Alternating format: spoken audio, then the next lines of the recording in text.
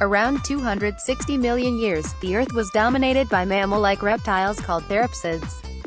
The largest of these therapsids were the dinocephalians, a genus composed of several herbivorous and carnivorous species. Then something enormous happened. A mass extinction event killed off between 75% and 80% of all the creatures that lived on land around the world. Many ocean creatures were also rendered extinct. The dinocephalians were wiped out.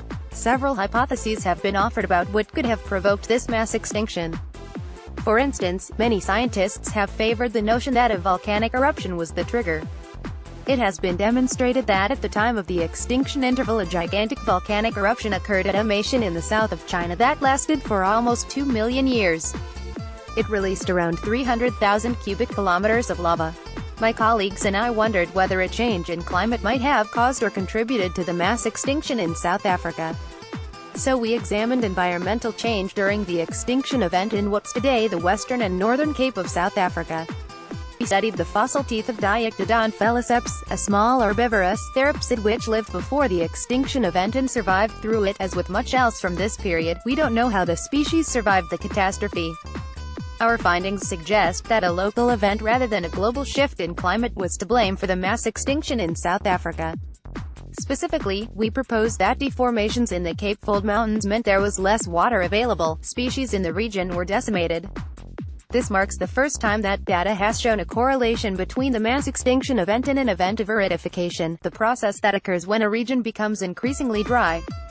It's a long-term shift in climate rather than a seasonal variation. Our findings are supported by earlier work conducted on sediment which showed a decrease in river and stream output in the basin of the Cape Fold Mountains during that time. It seems from this study that while the Amazon eruption may have triggered the mass extinction event, other more local events might have amplified it. Teeth reveal climate secrets. Fossil teeth contain different atoms, like oxygen or carbon, which are represented with several forms, called isotopes. Examining their ratio allows scientists to interpret how the humidity and temperature were changing when the animal in question was alive.